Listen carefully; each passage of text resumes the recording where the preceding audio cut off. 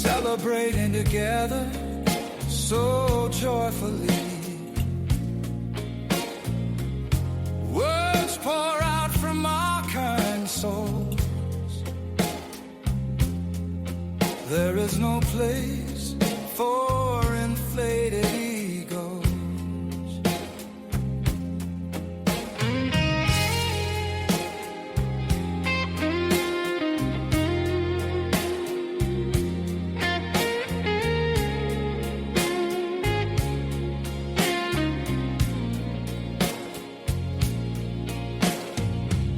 This place is home to you and me.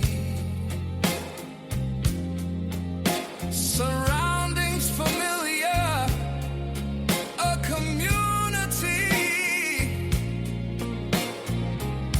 Let's write the words from our minds. All those adventures will be sublime. This group belongs to the member poets, caring and sharing those precious moments.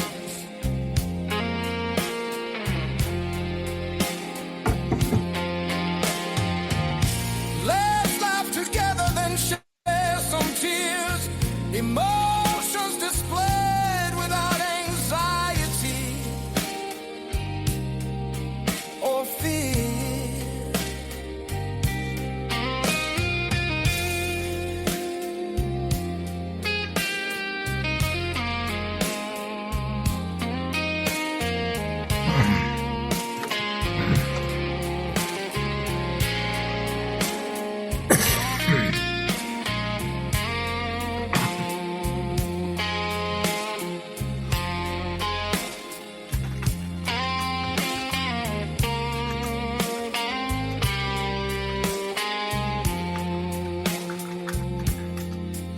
Quill and Parchment Society, elevating poets, honoring art, enriching souls, celebrating community.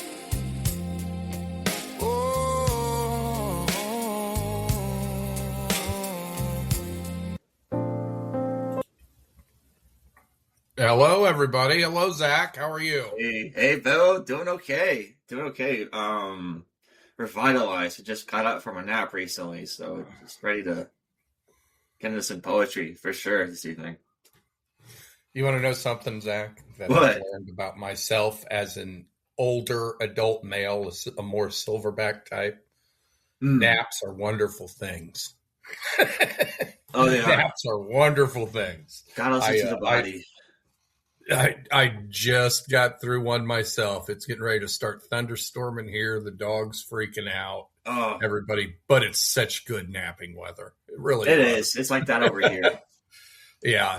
So, well, here we go. Episode 18 of the Reading List podcast. 18. You and me.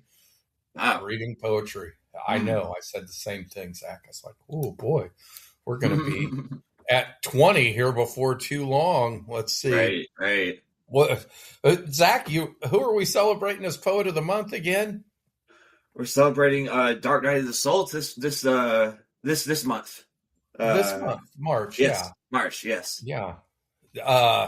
We got some things going on with this one again, continuing the celebration of our Poet of the Month, Dark Night of the Soul. But we've also got a collaboration in this, and this is not the first time. I think you and me had a conversation, Zach, right, where I mistakenly said I thought this was the first collaboration. That's not true, because this is a series, and we've read one from this collaboration already. But I don't think it kind of sparked an idea, and you and me had talked about it earlier in the week whenever we were talking about the show and stuff like that, about having maybe a collaborative effort on our reading list from within the group, meaning, and I don't know how it's going to happen, but I want to put this out there for everybody who listens to the show. maybe pick a partner and collaborate from within the group so we can read the poetry on our show in a collaboration show. That would be fun for me. We'll see if we can squeeze it, if we can figure out the way to pull it out, Right. get it organized for some time down the road. But I think that would be a wonderful thing because it would get us to work together with each other in a way maybe we haven't before. If you haven't done a collaboration, they're a ball. And Zach, I'm gonna throw our collaboration out there as part of that. Maybe next week we take them on a little ride that you and me rode like idiots together. Yeah. The training wheels come off. it was really fun, wasn't it? Right. Yeah, Both of us, it was. You remember when we did it? We both were like, "Oh my god, that was really easy." Yeah, it just happened. It flowed, it was continuous. Like it just, I think it was just over one series of hours of us going back and forth, right? Yeah.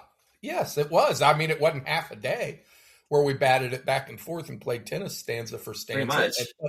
It's great because that is a good thing that makes you get more in tune with the other poet. And that's so much fun to do because it isn't just your thoughts. You start mirroring their thoughts and then building on them. And then it's a back and forth and back and forth. And there really isn't that much discussed about it. It just happens naturally. So I encourage everybody, if you haven't done collaborations, it's a really, really good time and a good way to grow as a poet and to grow, within the community together. So it's really neat. And I was happy to do that with you, Zach. I just want you to say that too. I've done a few collaborations, but not very many. 3, 4, I think. About 4, 5. I've done 5. Sounds like an auction now, doesn't it? Thank you, Zach. All right, man. We're ready to get started. And I had that set, the order set, Zach, but I think what we're gonna have to do, and I think we'll move the poem at number 3 up to number 1, and I would like for you to read that if you're okay with it. Oh, and that absolutely. is the Carcosa Rising. All right, I'll get started on our collaboration between Noel and I.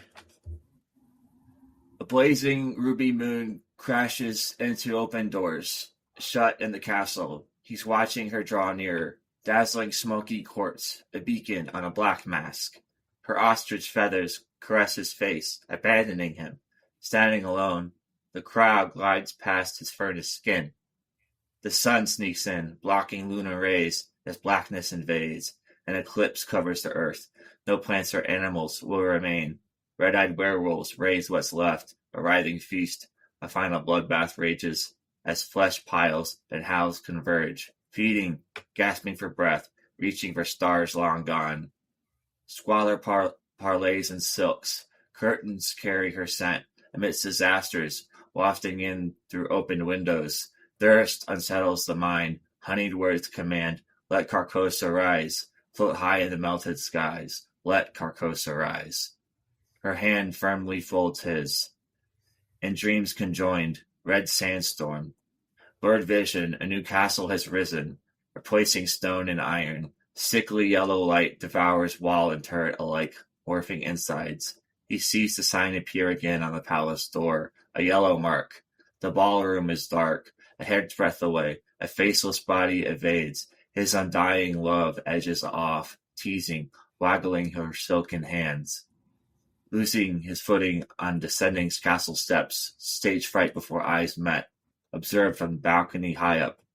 A masked mongrel, devilishly clad, in golden cloak and a crown with ruby stones, spite follows when he sees her sultry gazing at the breast. The hum in the room morphs into the tune. Endless summer, red poppies sprout in unison. Jaws gape, fangs limp, he kneels before the yellow one's amorphous shape, plucking a mask behind his back, placing it on his smiling face. He stills, or rotten lightning enters his fevered mind, high in a cloud. Vampire bride at his swaying side, blood drools off and rills. A set of leads cast in the king's immortal play. An old world melts away. End poem. Good read, Zach. I like the way it read. It read of horror. It read of horror, and it's funny because one of the things that you guys did in this piece, and I say you guys, you and Noel together are writing seamlessly because I didn't look to see who wrote what, and I'm going to start. I'll go down and read the author's notes real quick. It says, with Harmoneurotica, this poem is the last of a series that led to Carcosa Rising. Special thanks for Contest Carcosa by William Crane Dell. Carcosa is a place in another dimension, but very real. Previous poems written with Harmoneurotica, a vampire romance, imagination taking us places. And then there's links to all those other. So this is definitely not the first time you've written with Noel. You guys have written together. And it shows there's a seamless, flawless transition. I couldn't tell, like if you had to peg me to who wrote what. And that's something that is wonderful about a good collaboration. You almost can't tell who wrote what stanza. And usually, Zach, I'll let you just say what it is in all of your explanations. But this makes sense as a culminating kind of moment in a series. And I would be remiss if I said I'd read them all and remembered them all. I should probably go back and read them because they're in the series the way they're written. But I see what this is, has a good standalone as a snapshot in a moment. And it seemed very almost victorious, is kind of what it sounded like to me. But it had all those descriptors in it that were really nice and very, very gothic and horror. It dabbled both directions, and I like that. I liked what you guys did with it because it seems like there's a love story there, and there's so much going on. Having the backstory for all of it by reading the previous versions or the previous installments would probably be the best thing to do. So why don't you tell me, Zach, what your guys' intention here was? Sure. Yeah, this was Noelle's original sort of, I guess, the inception of this whole vampire romance came from her, and I kind of thought it would be a cool, or we thought rather it would be a cool a series to continue her initial idea. So we sort of traded pieces. Like I wrote the next installment, and then she followed until we reached part 7, which we wrote together, which is a little bit different from the previous installments, and the fact that we wrote to get this one side by side as opposed to like apart, like this installment. We just agreed everything that was written essentially, and our inspiration is a very Lovecraftian one from the Yellow King mythos, Lovecraftian, and somebody else. The mythos, somebody else came up with the Yellow King mythos who wasn't Lovecraft, but Lovecraft latched onto it. And so did the first season of True Detective, the whole Yellow King reference, a lot of Yellow King and Carcosa in True Detective season 1. That's what we were drawing from, or what I was drawing from. I know Noelle and I have to, we should probably check that out. I think she would enjoy it. Are you referencing the True Detective series on HBO Max? Yes. Okay, that's what I thought, Zach. Just wanted to clarify to make sure everybody knew. Yeah, that's I should have clarified, but right on HBO Max. No, we did. We're good. Right. I knew what you were talking about. That's really cool, though. Thanks. Yeah, it was cool. A lot of fun for us, and this one it was kind of a bleak sort of conclusion because by the end of it, they're both kind of driven mad, and the vampires that is, they're kind of still together, but they're in the Yellow King's play at in palm of his hand, essentially playing out his play for the rest of eternity. So it's kind of twisted that way. Yeah, I felt that. I really did. I was like, well, this is kind of a victory celebration, but I don't know who's celebrating there. Right, it's not their celebration, or for them, well, it is in a Exactly. sense, but it's like it's like yeah, Uh-huh. Yeah, well done. You guys expressed it very well. And I find it fascinating that you said in this series you alternated poems Right. on 1 through 6. So she Except wrote one seven. full poem, you wrote one full poem, and then on 7 you come together with a true collaboration effort like that, where you split this poem so seamlessly and flawlessly. This is a good example of what I'm talking about with those collaborations and how they come together and what joy it is. Did you have fun doing it, Zach? Oh, a lot of fun. Yeah, this was I know this you was did. this was a ball, as they say. Yeah, this was Uh-huh. for sure a lot of fun. So I hope that encourages everybody to explore in the group, explore writing with somebody in a collaborative effort, because you get two poets together and the sum is greater than its parts in the end. And that's fantastic. It always works well when you find the right person to write with. Oh, let's see. Yeah. We're ready to move on, Zach. So we're starting back top of the list, okay? Oh, right. Okay. So that's Charles Gradante, and that's Yuri. Fantastic. Our Breaths Meet by Charles Gradante.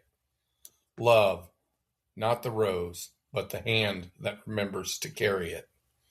It is the silence after work, the pause before tea, the warmth rising where two breaths meet. No grand declaration, only quiet insistence that tomorrow will find us again. End poem. Oh boy, that was a good one. I really like that packed in there. I'm going to read the author's notes, Zach, before you comment, if you don't mind. Sure, sure. Word count 60, exploring love as a medium, not an object, something ambient, lived, breathed. Painting by author, 1998, February 15th, Charles Gradante. You ready to comment on it, Zach? Yeah, I think I am. Okay.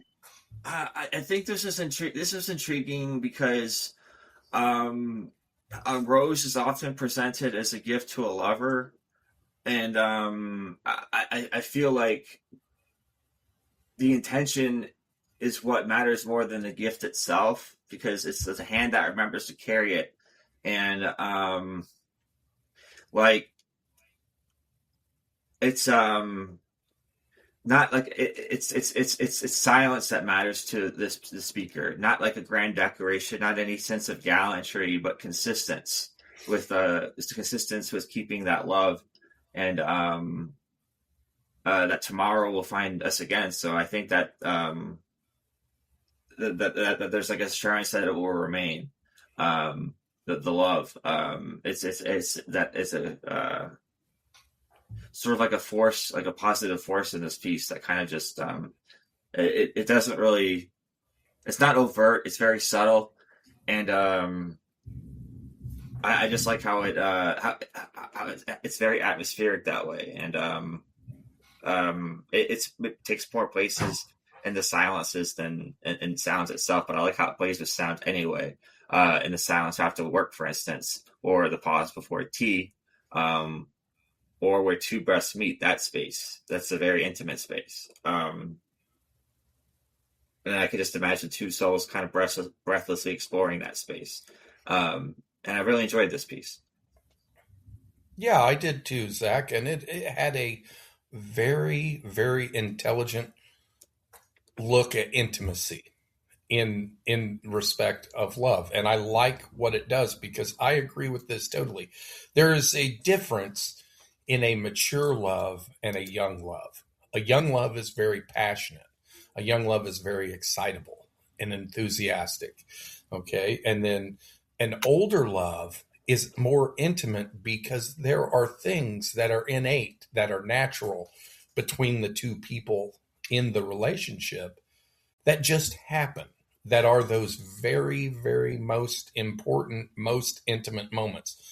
When you say intimacy in a relationship, most people jump right to physicality. That's not the most intimate part of a relationship that is long lasting. And that's what this is describing, is this long lasting relationship where there's this intimate comfort, no matter the situation, where you know all these things about each other, but you don't have to fill this dead air with a bunch of noise to keep it exciting. The dead air is very intimate. It is, the space between two breaths, between two people is an intimate space, as you said, Zach, but there's silence there, and that silence is not uncomfortable. The silence is intimate too. I always have said it's a very intimate thing when you know how your partner takes their coffee, because you're sharing that with them in the morning. My wife and I just sat out on the front porch and drank coffee this morning together. And we had our espressos and a nice little conversation. And we had a very intimate few moments before we started our day. And that was a good thing. And I love what Charles does with this. He is not even hiding it, because that first two lines, love, not the rose. And what he's saying there is the love is the feeling.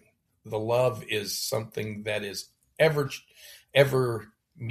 mutating. That seems harsh, I think. Ever expanding, I would say, and changing in that respect. But the core is still there. And it's just a natural change. It's not a forced change. It's not a physical thing. It is a thing that changes and grows and morphs and has a pulse. And that's wonderful. It's alive. It's not an inanimate object. It is something that is alive. And he says it very well there. This is one of my favorites I've read from Charles. And I've read a lot of good ones, but this is one of my favorites. I really enjoyed it. Oh, what do we got next, Zach? All right. Next up, we have Shyamalan's piece, and that's entitled The Vortex That Found Us. And I'm going to give that a read. That sigh from me, Zach, was an awe sigh on Charles's poem. And I'm sure we're going with Shyamalan next. I'm sure this will be a good heady one too. So whenever you're ready. All right. You were not ready for me, you said, and perhaps neither were you, for my wildfire, my wholeness. Yet we were already whirling within the same spiral. Our canvas convulsed, a sun-scorched surge of saffron and searing gold, a blizzard of blue breaking beneath it, celadon currents colliding in chromatic confession, arrows and spirals, pointing, pressing, piercing, towards a center that swallows certainty. The life I lived carved me from conflagration and cold. Love lashed me, left me luminous and lacerated. Obedience bent my bones into brittle bows. Rebellion ripped ribbons through my ribs. I danced in the dust of discarded drafts, margin walker, quill breaker, needling my own undoing into corners of midnight to learn the weight of truth. I gathered my shards, fear flickering, desire drumming, ache answering ache, scattering between moments, until only you could see them whole. I bled into my own echoes. I tasted the tarnished tang of wanting, understood having was nothing, and nothing was necessary before I could find you. Every fracture, every fall, every love that fled too soon, they led me here, to you, the place where all my fragments flock, fierce as starlings in a storm, folding into a single sacred center, where chaos curves into convergence. This is how I found you, through tempest and tremor, through spiral and shatter, through the savage symmetry of surrender. And now perhaps, now you can see me, not body alone, nor voice, but a vortex, vast, vivid, vehement, a cathedral of collisions, where every broken beginning breathes itself. So I am now everything for you, Empom. Good read, Zach. This one was sweet. I loved hearing it. This is clearly about a new relationship is what it sounds like to me. A new budding, forming relationship. There's an eagerness and an enthusiasm to this. And I know, Zach, you paid attention as you were reading it. There's a lot of alliteration in there that is used, peppered throughout this, that is used as a great tool to help promote the excitement that this poem has within it. Did you catch that when you were reading it? Oh yes, it was twisting my tongue a bit, but I was going for it, man. In the right spots too, wasn't Right, it? right. That's exactly what I said as you were reading it, and you did not stumble through those. That is how alliteration is used to project different moods in poetry and guide an audience to the place the poet wants. So well done, Shyamalan. I'll congratulate you on that, because it was very effective. Because this poem was sweet, but it was fun. And it's deep too, but it doesn't come off as something that you're thinking about more than feeling. I felt it all the way through. I always think through the poems, but as I was listening to Zach read it, I was feeling the joy and the enthusiasm that is brought in this piece. And I want to read. There was particularly one section here that I thought had the initial alliteration. Our canvas convulsed, a sun-scorched surge of saffron and searing gold, a blizzard of blue breaking beneath it, celadon currents colliding in chromatic confession, arrows in spirals, pointing, pressing, piercing towards a center that swallows certainty. Just well done with the alliteration there. And I hope, Zach, that sounded as good to you as I read that as it did when you read it to me, because I was like, oh, that's a good one. I really, really enjoyed that. So kudos to you for the read, and a special kudos to Shyamalan for the write. It was really nice. Your thoughts, Zach? Yeah, this was I really enjoyed this piece. This one has an element of surprise for it, just to it. Just right off the bat, you were not ready for me, and neither were you. I mean, it's kind of like a storm surge, and like there's a lot of like stormy motifs throughout the piece. I think that's it speaks to the image a little, the vortex in the image. And it's very colorful imagery is used to depict like this current, celadon currents colliding, a blizzard of blue, saffron and searing gold. I mean, these are very vivid colors, and living in a sense with love is a very visceral sort of thing. Like this kind of love that the speaker is experiencing, or it lashes the speaker, leaves them luminous and lacerated, and obedience bent their bones. So it's like they're very.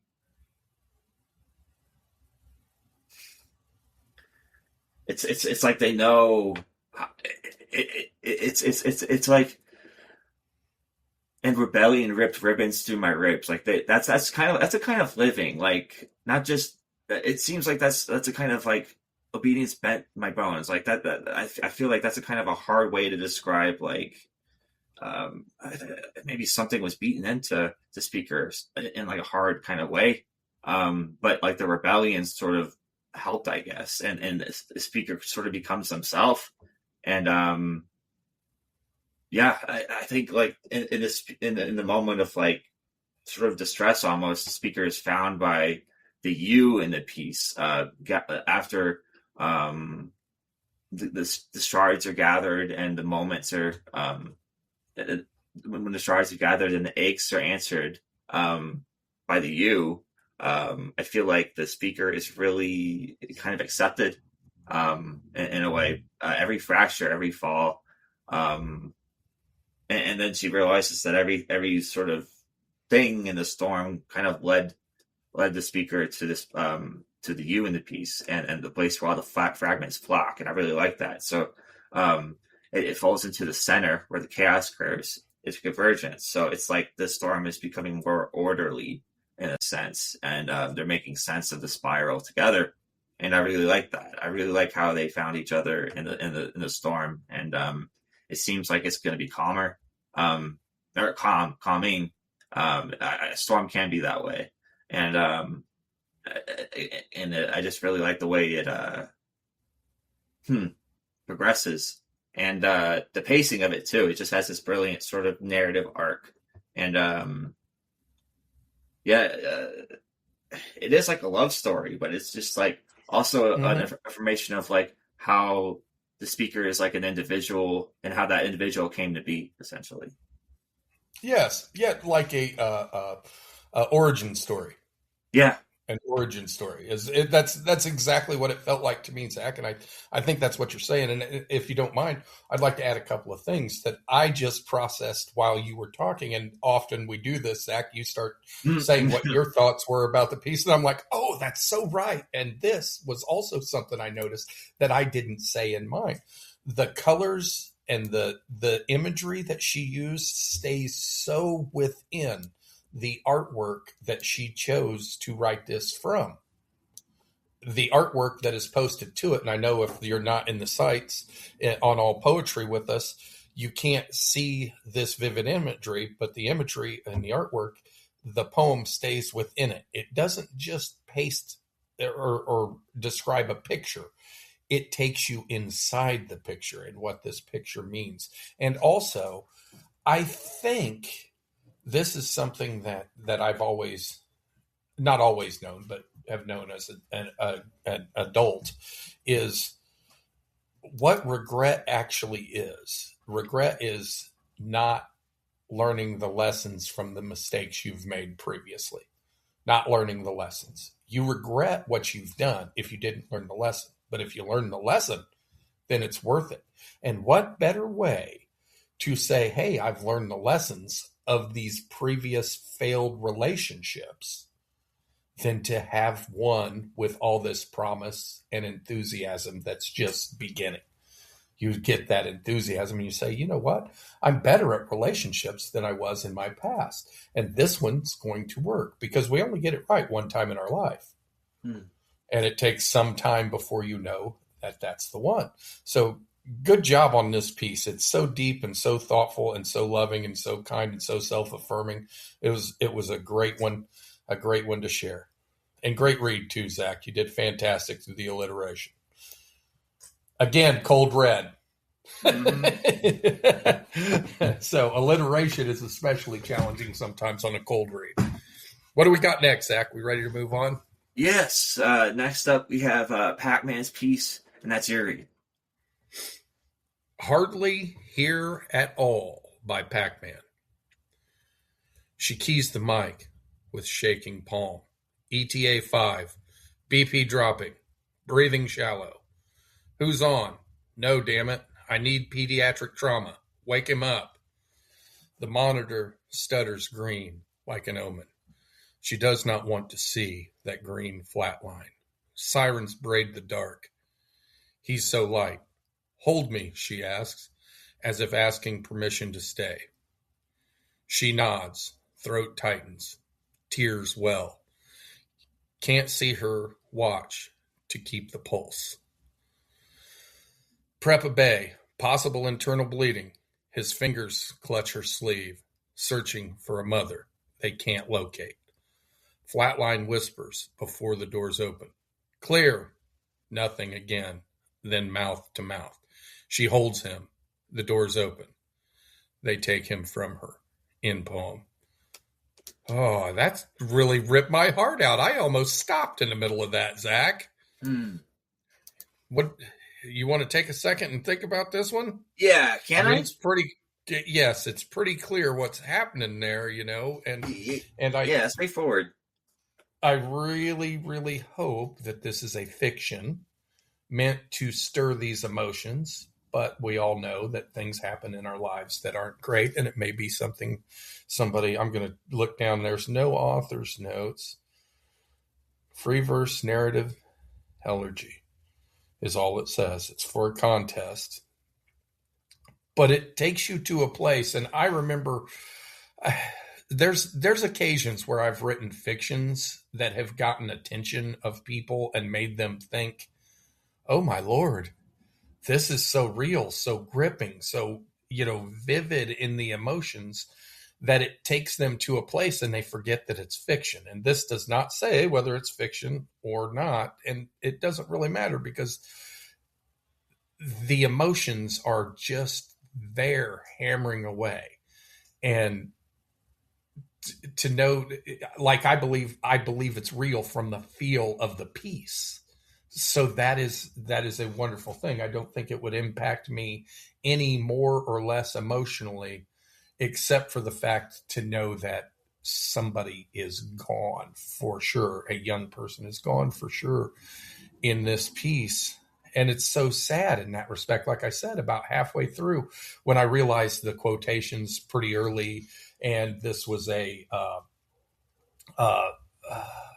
dramatic scene where somebody is trying to save somebody, EMTs and stuff like that, doctors in the ER and all that stuff's happening. And it's like, oh boy, it's like you were snapped into a moment in the back of an ambulance and you followed it through the emergency room doors in a very brief period of time. A lot happened, and all of it negative, except for the fact that you have the excitement of the people that are trying to do what they can do in an intense environment that is just pressure packed, and they're doing everything they can.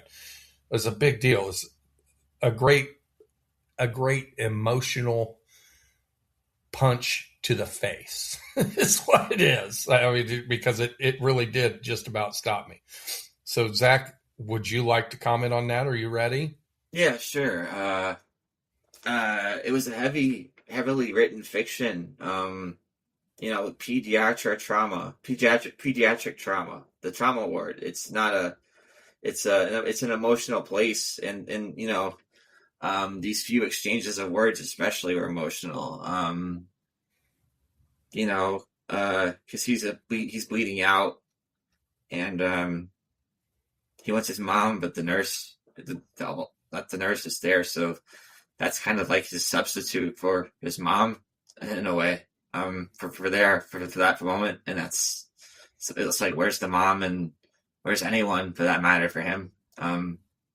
It's very sad, and his last request was met in a way. He wasn't lonely in the end, so that's not much of a consolation for his death, though.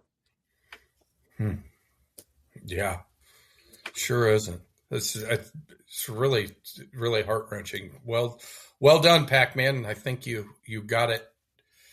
You got your emotions out there and got us to feel them exactly the way you intended. Well done. We're ready to move on, Zach. Yeah. It's a Scarlet Knight's piece, and that's my read. That's entitled "In the Tank." Water in my lungs, kind faces stare on, pretend to be breathing. God, it hurts. But I can't stand the sight of tears, streaked cheeks, pitying eyes. Wish they would leave. Burning lungs, boiling water. Just keep kicking, just keep smiling. They won't leave. I know they won't. Smile. You're on camera. You've got an audience. They won't leave. Don't let them know. How long can a man survive with lungs full of water? How long can he hide the fact that he's drowning? Smile. They're watching. They're there for you. Put on a show. Never mind the fact that they'd fish you out if they'd only knew. Keep smiling. You've got an audience and you don't want to disappoint them. End poem. Good read, Zach. I think this one goes to a place of maybe depression, sadness, whatever it is, and trying to maintain the farce of not being depressed or sad, and keeping up with it in appearance is the pretend part, so people don't suspect how sad you are. It isn't really faking it till you make it. That's not what this is saying, because there's no change in tone or hopefulness to get better. It is just saying, you know what? I'm sad. but I pretend to not be sad in hopes that I don't have to discuss it or engage other people with this sadness. And I think I understand where it comes from because, I've never been diagnosed like clinically depressed or anything, but we all deal with ups and downs in life. So we get a taste of it and we become more empathetic towards people when we have at least experienced somewhat what they're talking about. And I think I understand that from this piece. There's this drowning feeling. So it says water in my lungs, but then I don't think it doesn't always stay. How long can a man survive? It didn't stay in first person the whole time. So it's describing this feeling in a way that is very, very interesting, but is universal too. It's not a feeling that is just from the author and the author unique to the author. It is a feeling that everybody has experienced where they're hiding the truth of the sadness that they are in. That's what I got from this. And it's a well-described piece in that respect because it takes you to that place. I felt sad while I was reading it. So what are your thoughts, Zach? Yeah, this was a heart-wrenching read. I felt there was like a feeling of energy, like depleting energy. Like we're trying to perform in like a way in front of a crowd with depleting energy. Keeping a mask for them that's draining, and there's a sense of drowning in front of all these faces that you have to keep up appearances for, and you're barely functioning in the process. And it's like, how long could you exist that way? And with the fakeness of that, the smiling in the face of all of those faces, and they're there for you, but it's like if they knew they would help, but it's like the speaker doesn't really let them on because it's depression is very isolating that way, and it could be hard to ask for help in a sense when you're under that much pressure. When you're drowning, essentially, it could be hard to kind of you can't really be heard when you're drowning. So it could be hard to sort of get under out from underneath that to get that pressure from to decrease that pressure. But it just doesn't really leave the reader with much in terms of positive, really. It's just an overarching view of the depression. And that's okay. That's what it is. Yep, I agree, Zach. You're 100% right. The poem is depression. It's not writing about depression. It's depressing. It actually shows depression, the pattern of depression and how it's felt. It draws you into that. Very well said, Zach. I wanted to highlight that point that you made because it's very important. That piece was an excellent depiction of depression. Well, you said it, and I agree 100%. Anything else you got to say on that one, Zach? I know that one. We've had some. Again, we say it all the time. Some very interesting pieces this time that are on the darker, more melancholy side, aren't they? A bit. I really because of all the emotions I felt. I can't It's like a thicket almost, or a labyrinth. I can't remember every one of them. Yeah, right. That's exactly right, Zach. And through the 5 or 6 pieces, whatever we've read so far, they're dragging us through the mud pretty good, aren't they? That's right. All right. Uh, you got anything else on that, Zach? Or are we ready to move on? Because I think we're I ready to think move we on. have to. We're Right, we have to yeah, figure out here the timing. I think one of us do it. is going to have to read a poem twice because we changed the timing. And I think the last time you read two in a row, so this time, whenever you're ready, I'll read two in a row. Do you mind Oh, if I sure. do You not at all. Not the at all. next two? That way, we're back in rhythm to where we need to finish. Sure. Okay, so what do we have next? Mario with you already know 3 O's. I couldn't wait for you to announce that one. Something a little different every time. All right, Mario with 3 O's. Quiet Hustle in the Darkness by Mario with 3 O's.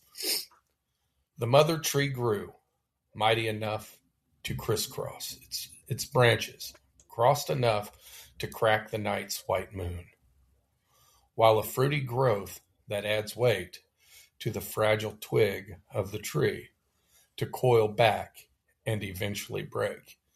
It bombards the soil and rolls to a place for it to settle, where it decays, its layers for the baby within to be exposed and thrive. Why is it dark? Is it bothering to the world for me to exist? The baby's root goes deep, deliberate to unchart the darkness below. Does light exist? Will my patience echo results? The baby's shoot digs up, patiently navigating porous soil. As we go, lighter it becomes. She breaks the ceiling above, breaching darkness. Starkness of the light flooded her skin green.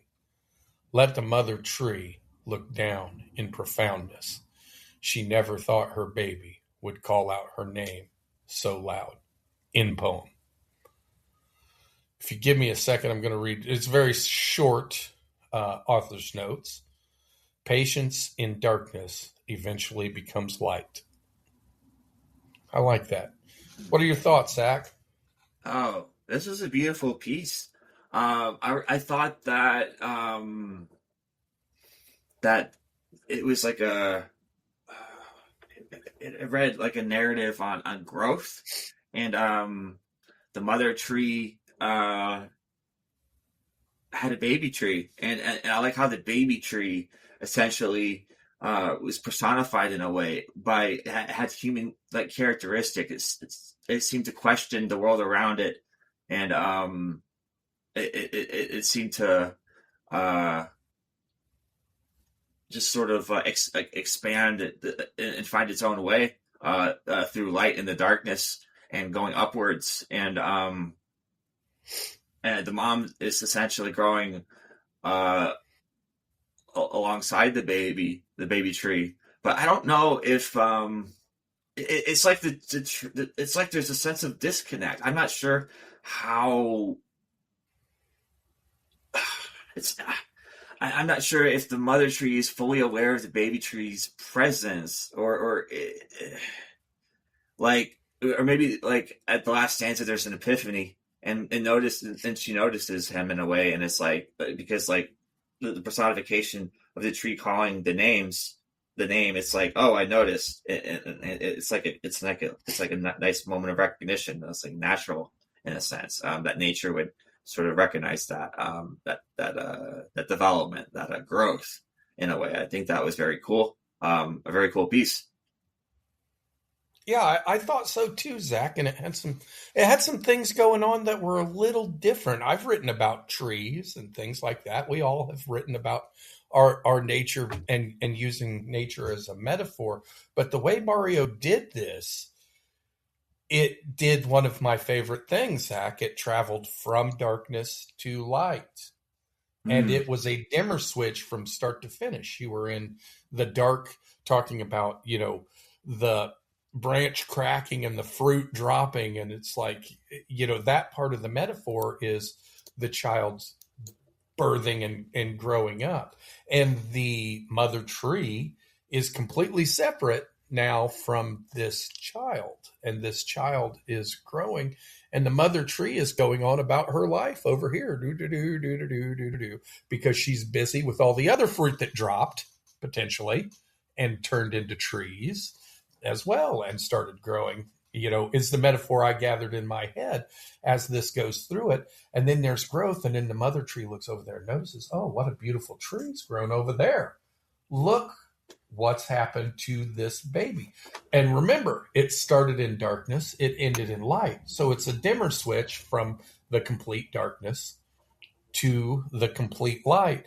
And it's a great metaphor and personification used there to say, hey, look, I've grown up. And this is a good thing. Mario, this is a very deep piece by Mario, and he's becoming one of our favorites to read because I'm getting in the rhythm of what Mario wants to share, understanding how he's writing. And that's good when you learn a poet after you've read them so many times. You learn them as their techniques and their personality shines through. Mario did an excellent job here. I love this piece. Traveling from the darkness to the light is something I thoroughly enjoy. Zach, your thoughts? I shared them, but yeah, I agree. It was an amazing piece. I think it was one of my favorites from him, actually. See, once again, I got lost in the emotion and forgot Zach already went. Where are we at now, Zach? Next up, there's a Garden Delights piece, and that's Eerie. Let me go again, and then we're on track, I think. Right. Garden Delights. I just scrolled past it right after I looked at it. Man, I'm awesome today.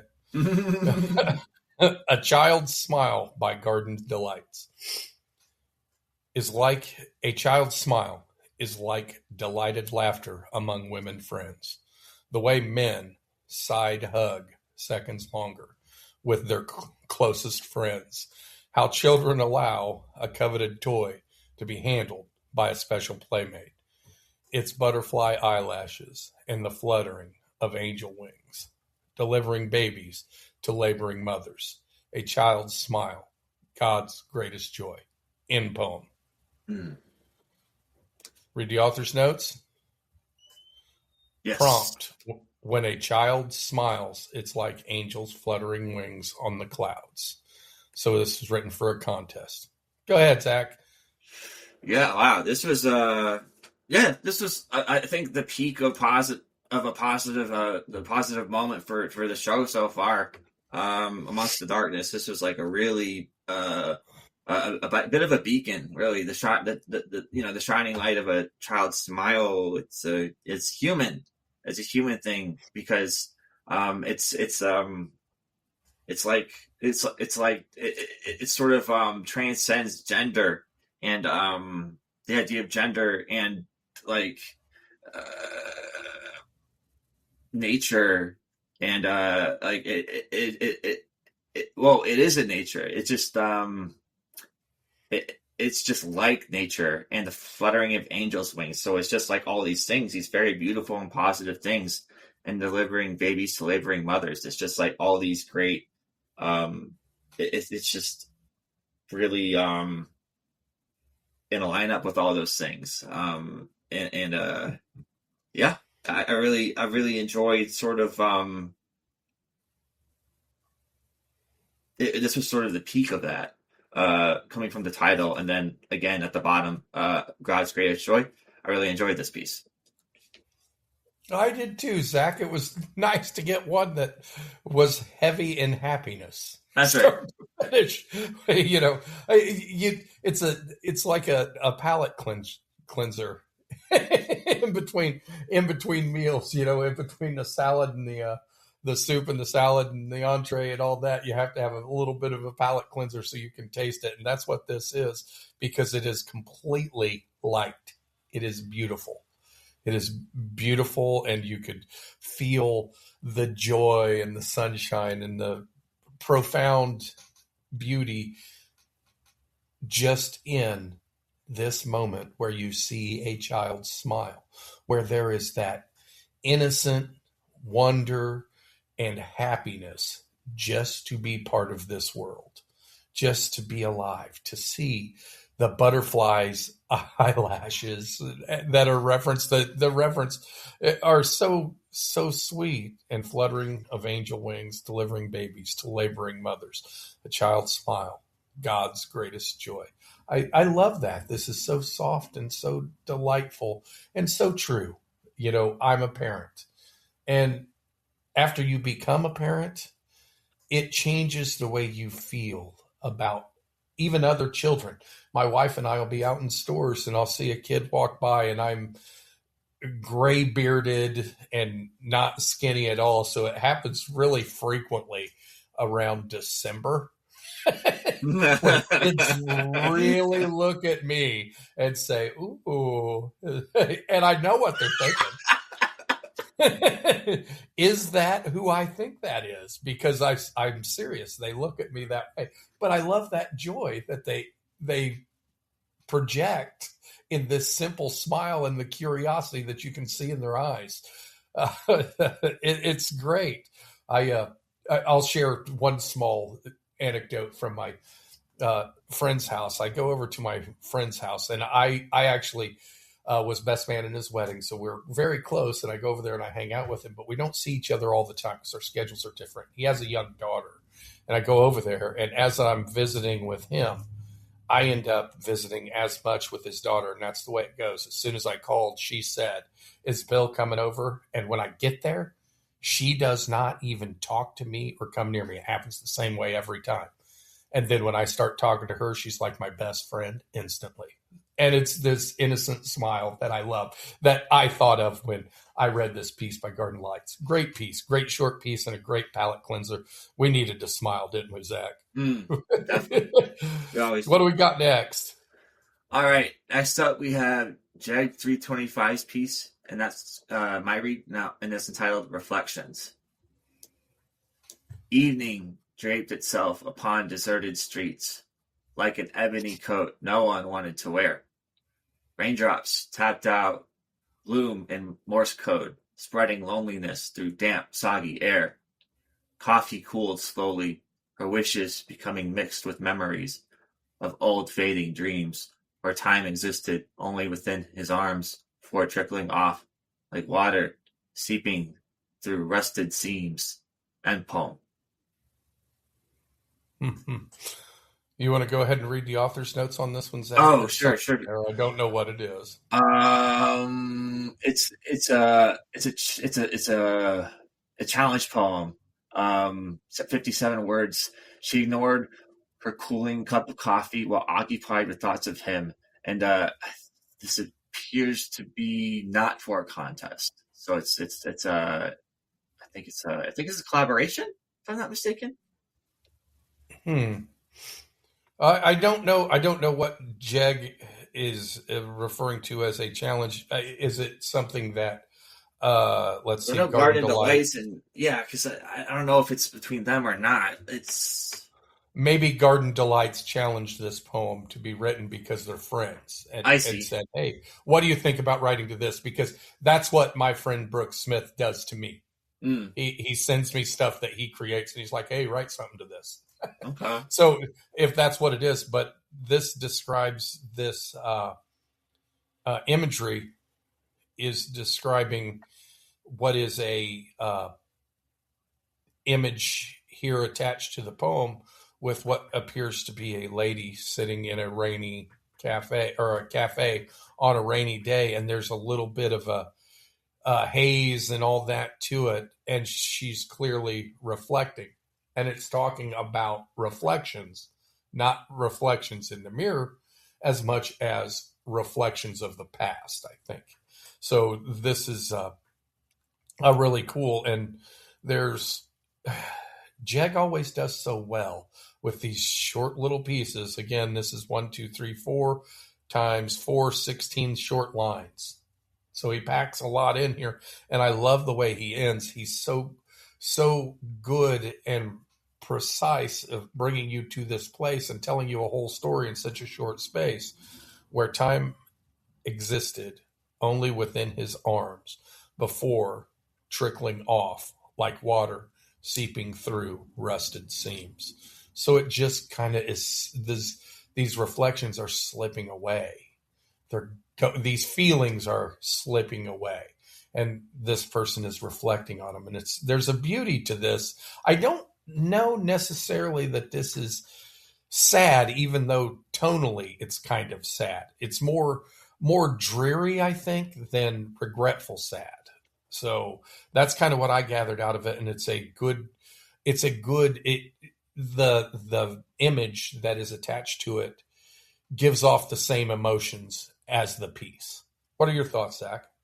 Yeah, it's the rain lends a sort of a heaviness to the piece, dreariness, gloominess, and it's like thoroughly moody. Not necessarily sad, because the memories themselves, the specificity of them, it's not, you can't determine whether they're sad or not, but the general atmosphere is sad, and the way it's written, it's gloom, like I said, it's gloomy, and you get a sense that the speaker, or the woman rather, who's wearing that ebony raincoat that no one wanted to wear, is lonely, and she's thinking of her man's arms, or starting to feel like they're slipping away. Maybe she's feeling the tightness of his hold diminish, and it's starting to slip away, and it's sort of a kind of a sad moment, and in that sort of reflection, that reflection of like it could be, something could be changing in the relationship that that exists between herself and this other, that his arms might not be as tight as they once were, and that thought's kind of sad, and it kind of fits within the emotion, within the dreariness of that atmospheric rain. Yeah, it sure does, Zach. Dreary's right.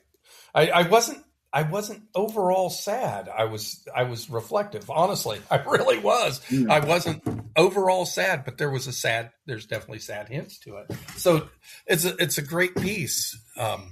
And I think you said it very well there, Zach. We ready to move on to the next piece? Absolutely. Next up is our poet of the month, Dark Night of the Soul, and that's your read. Okay. Dark Night of the Soul, as Zach said, our poet of the month. Old at being young. Optometrist. I'm sorry. I apologize. I was so stuck on optimistic that I almost said it. So I'm going to start over. It's funny how you get those words perceived in your head. There you go. Optometrist calls them floaters. Phantom worms in my right eye. Sometimes the mirror laughs at me, remembering some other guy. I'm old at being young. Wrinkles are fissures, drawing lines. Lights on nighttime hallways blur. When you're up at 4, 11 is nap time. Nose and ear hairs bring new layers of fur. Old at being young. New friends are harder to find. People turn invisible at 56, 50, 60. Unless you're an ad talking ed. Unless you're an ad on Social Security. I'm young at being old. Senior discounts are soon to come as blonde and brown become gray and white. I don't bother with most of the music today. Head full of Steve Miller and Three Dog Night. Young at being old. 60s are the new 40s. I roll off the tongue. Embrace any rationale when you're old at being young. End poem. And we go ahead and read the author's notes. Full credit to Bare Naked Ladies, Alternative Girlfriend, and their lines that inspired the title, and it's long stayed with me. This is meant to be lighthearted, but it's not as much as I thought it was. Go ahead, Zach. Your thoughts? It kind of is lighthearted in a sense. Just I mean, the alternative girlfriend inspiration alone is that's like a kind of a lighthearted reference, and I just like how age is treated throughout as a motif. I felt like, I mean, the first stanza was really, it kind of made me laugh in a way. Not like, it's just like kind of like in a witty sort of way. Like, because our optometrist calls them floaters. So those, like, you know, like when you're staring and you see those, like, sometimes those dots that fly across your vision, it's like, that sort of sticks with you in a way. And sometimes I just like how the mirror laughs, remembering like maybe a younger version of themselves. And there's still like a content, still like I feel like there's a discontent and a contentness with being like this. It kind of reminds me of a David Berman line that goes, friends are warmer than gold when you're old, and keeping them is harder than you might suppose. And this kind of reminds me of that in a way, when he says new friends are harder to find, people turn invisible at 50, 60. Yeah, sometimes people that you know turn into strangers, and and that's kind of sad. And there's sort of like a humor to this piece, but it's sad in a way. I think like some of those realities that come with age, but there's also good things too, like listening to like some of those bits of really genre-defying music that came out during like the 70s and 60s, I think this is the 60s, right? The 60s is the new 40s. So whatever, I guess this is Steve Miller and Three Dog Night. That's 70s, I'm pretty sure. So, yeah.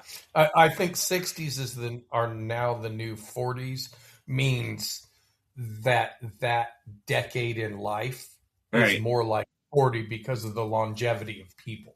I think's what he's saying. Right. There.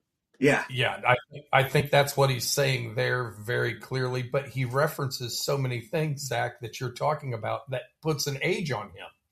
And, you know, I recognize them because apparently if Dark Night of the Soul is much older than me, he's not substantially older than me. I'll be 52 in a couple of weeks. So I get these references and these feelings that he's saying. And to put this to, and I see how it started out here. It started out here as silly and fun as a Bare Naked Ladies song. You think about it. I don't know a great deal of their library, but the things I do know about Bare Naked Ladies music is it's fun. It's not. It's fun. Not, it's fun. Yes. Yeah. The beat, the rhythm of it, and all that. And I think this is captured. And then Dark Night of the Soul got himself in a little bit of a contemplative state and kept a little bit serious with it. Yeah, and he said that. He said, you know, this is not as lighthearted as I thought it was, right, as I intended to make it. So I appreciate that he said that. Sometimes, and we know this as poets, Zach, how many times has this happened to you? You start out with something that is like, I'm writing this direction, and the next thing you know, it's gotten heavy. It's gotten deep. And then you didn't change, it evolved. You didn't consciously make that happen. It just happened that way. And the tone changes in the end, and you see a mood change, and you take the readers, the audience, on a ride that you didn't expect to go on yourself. So that's what I think this piece did. And I love the references of Steve Miller and Three Dog Night, because I'm not a huge Three Dog Night fan, but Steve Miller, I've loved Steve Miller for a very long time. I appreciate some of the fun stuff that was there, and it's good music to listen to. And I, too, agree with Dark Night of the Soul on this couple of facts in here. This is absolute truth. It's hard to make new friends as you get older because you don't have the time to invest in developing friendships. It's true. Mm-hmm. Not like friendships are developed over time. They grow into what they are. Any relationship is that way, but friendships are especially that way. And if a man has 5 friends in a lifetime, 5 people that he can call friends in a lifetime, he's doing pretty good, in all honesty, because takes a lot of time to develop that depth. You have to have, Zach, you and I have been on this journey since we met on All Poetry. That's right. And it's developed, hasn't it? You Mhm. would say today, 3-4 years later it's probably been 3 years or so. I don't know exactly the date when we first met, but when we first met, we were in a small group that doesn't exist anymore. And that's where we met. And we got to reading each other's poetry and exchanging. We've written together. Now we're hosting a podcast together. That is the growth of friendship. That's how it evolves. It's the natural trajectory of a friendship is how it happens. So I appreciate that.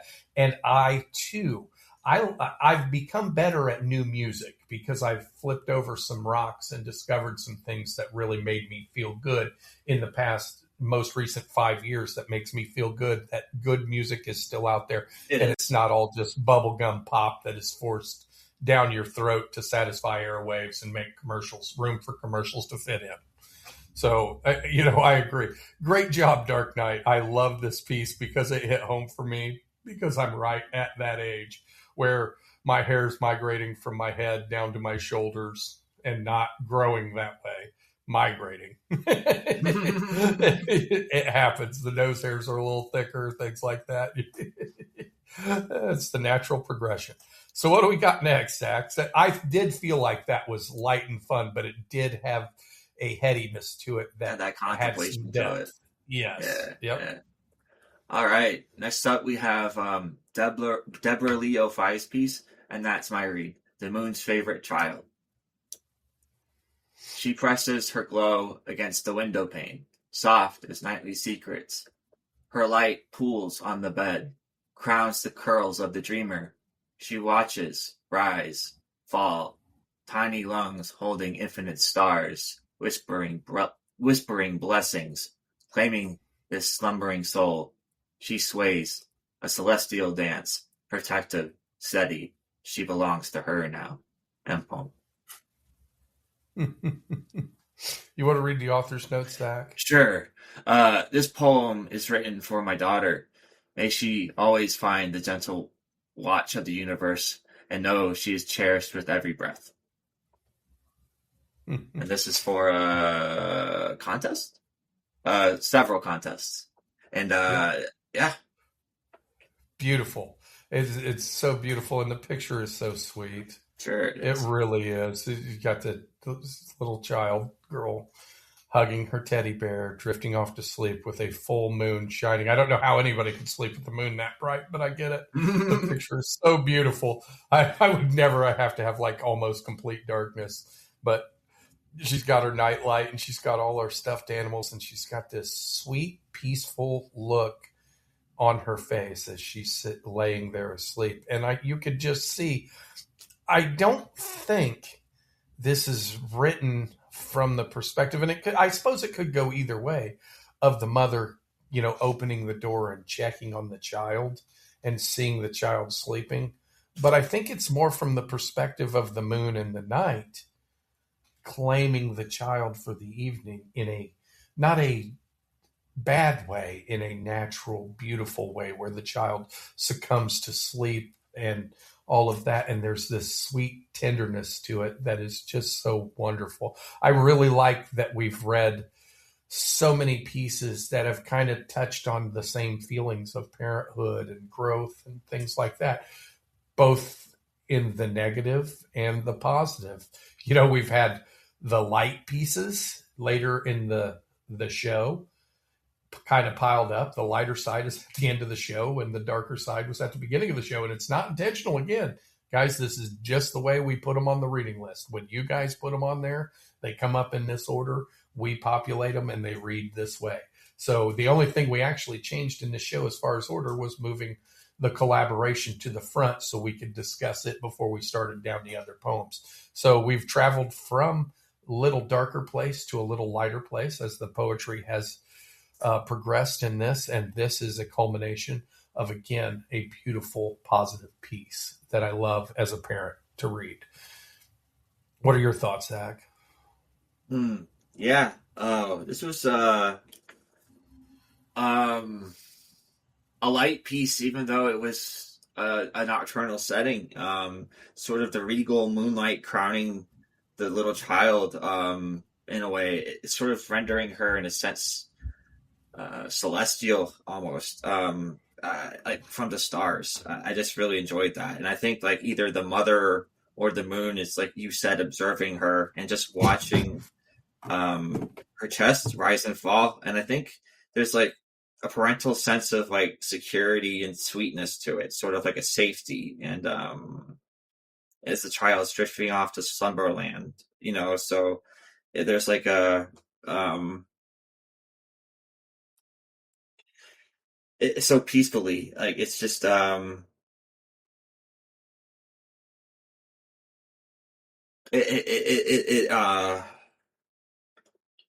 just like the mood and sort of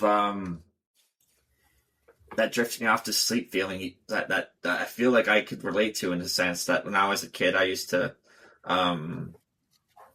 be very calm within the house of my parents, and this sort of calmness is bespoken of a house that's truly secure for the child, and a good one for the child to be able to drift off so peacefully. In a sense, I really enjoyed the secure feelings I was getting from it. Yeah, in order for a child to sleep that peacefully, they have to be comfortable and secure, for sure, Zach. And you got that feeling. It was the awe feeling, wasn't it? Yeah, Awe, yeah, oh yeah, yeah, definitely. yeah. It's definitely a very maternal piece, and it was beautiful that way. And it probably would have been, better read, I guess, in a female voice, maybe. But you did a fine job reading it, Zach, and the emotion was there. It sure was. What do we got now, Zach, if we're ready to move on? It's all you, man. Fantastic. So this is a piece I know you've heard before, Zach, because you've commented on it, but I don't think I've read it. I don't think I've read it on this podcast. I don't think I've entered it since we did this in this group. And I felt like after my sophomoric offering last week, I should probably redeem myself with something a little more heady and less juvenile. So the piece I chose for this week's show was Two Singular Perspectives by Unexpected Bill. I've pondered my life so many times, written prose, spit out venom and light, philosophical endeavor, pondering me, exploring all the feelings, emotional scale. I live in the light because I've suffered dark. I hug the pain like embracing my children. Warm blanket, woolen sheet, no comforter. Through my time, I had no understanding what life's about, why we're on this planet. An epiphany happened. Light bulb came on. I know what life is. So simple, yet complex. The secrets are in the pain, also in the joy. Whispers of longing, wanting, and desire. Funerals and weddings, birthing of a child. Graduation ceremony, or visits to the ER. Horror and exasperation, smiles and thrills.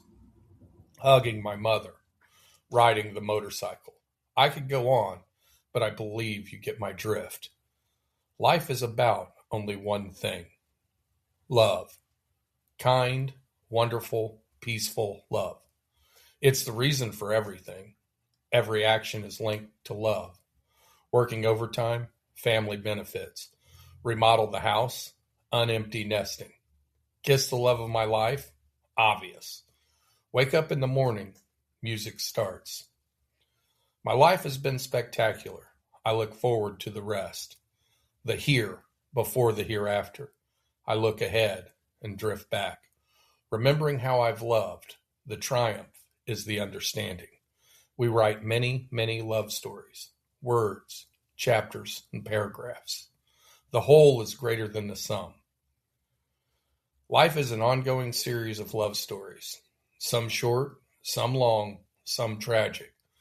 But every single word we write will always be from two singular perspectives. In poem. You with me, Zach? Yes, I am. I was just in my thoughts and doing some extra notes for this. Yeah. Okay. Yeah. You want to go first, or you want me to? Could I go first? Please. Sure. Yeah. This was yeah, this was deal. Is this? I think this is a good uh, mixture of like what we were referring to in both or like this whole show really with darkness and light, and really with our ongoing discussion of darkness and light, and juxtapositioning the venom and the light, and embracing all of it, and the funerals, the weddings, the graduation ceremonies, the ER visits, the horror and the exasperation, and really the underlying denominator is love through all of it, and the speaker is here for it, and accepting both the darkness and the light, and embracing the sum of those two wholes, the darkness and the light. And I really enjoyed like how like sort of love is still essentially threaded between both the darkness and the light regardless. And I really enjoyed that. I like the sort of the self-affirming love that the speaker has for their own life, and looking forward to the rest of it, and with no and looking back with no regrets, and looking ahead with looking forward to the future, and really all that life has to offer. I really enjoyed this piece. I don't remember specifically reading it before, but it was good to revisit. Oh, it's been some time ago since you read it, Zach, because I did read your comment on it to see how long ago it was, and I wrote it in 23. I can't remember when, but there was. I want to share this with everybody. When I came to All Poetry, I wasn't really looking for anything except for when I got started. Once I got started, I was like peeling the layers back on the onion and discovering me. And I went through, all the phases of growth and learning technique and stuff like that. I'm still a horrible editor, but I'm way better than I used to be. I would misspell words differently in the same word in the same poem. I would misspell two different ways. That's a skill that nobody else can get. But I started this journey kind of inadvertently and stumbled my way to it. But then when I found it and it picked up steam, and I credit the community, because I was always encouraged by folks like you, Zach, and some of my other long-lasting friends. And now this group that we've started, the Quill and Parchment Society, is a great place to support and grow together as poets and share. I couldn't be happier with the way it's turned out. But this is a nod to my journey, an understanding of all the things I've learned about myself at this point in time in my journey. And this is one of my favorite pieces, because it always has been, because this is honesty. This is honesty about what I've learned. I've learned to appreciate a funeral just as much as a wedding. As crazy as that sounds, because people start out, all they want is joy in life. But if you only have joy, if you only live in the light, you become oblivious and ignorant to the darkness. And the darkness enhances the light. A star that twinkles in the night is so bright and so beautiful because of the darkness. Not because of the light. The star's just as bright in the middle of the day. But you can't see it because of not having the darkness to contrast it. So this is the epiphany. And I say it in a naturalistic way because so much of it actually is rooted in nature. Dark light, blah, blah, blah. It's mirrored. The metaphors are real easy. But my favorite portion of this poem, what I think is exactly me saying, this is the way I see things, and the growth, the benchmark for the growth that I had. And I say it comes from the contemplation, from learning poetry, developing my poetic voice, and being on that journey. The contrast and all that was made apparent to me, and I learned a lot about myself. But this portion of this poem is what I think says it the best. And I'm going to reread it again. My life has been spectacular. Now I say my life has been spectacular, not saying that it's over, saying, oh my gosh, the epiphany's happened. I've had so much so good of a run at this point. So my life has been spectacular. I look forward to the rest, the here before the hereafter, living in the moment, enjoying the moments, because the moments now are the moments that you'll be remembering, those places. I look ahead and drift back. So you can be going forward and anticipate all this joy and happiness and all these feelings going forward, but you're always going to look back nostalgically at the past, at those beautiful things. Remembering how I've loved. The triumph is the understanding. We write many, many love stories, words, chapters, and paragraphs. The whole is greater than the sum. I love that because it says that is the moment I arrived as a whole human being, feeling everything instead of just trying to live in the light and exist in that way. And you just can't. You can't live on one side or the other. You have to live in both. That's really what this piece is saying, and that's the epiphany I got from it. And I appreciate your comment greatly, Zach. I'm blathering on and on and on and on and on. It's got to do what, Zach? What does it have to do? It has to end.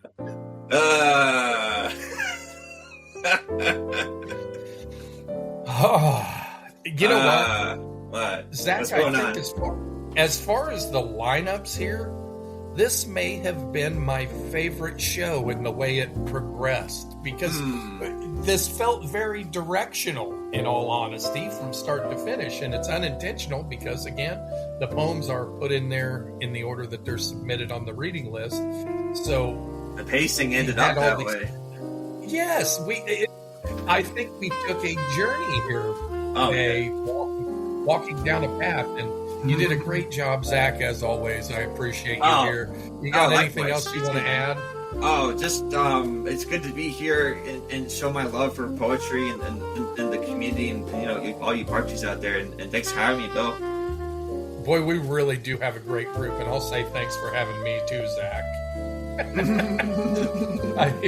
This is something that we've built into something that is special to not only us, but we get comments all the time from the group members and stuff about how much they appreciate what we do here.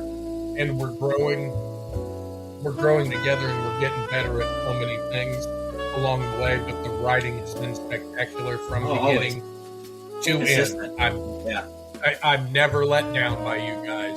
So until next week, Zach. All right, Bill. All right, man. You have a good one. You too, man.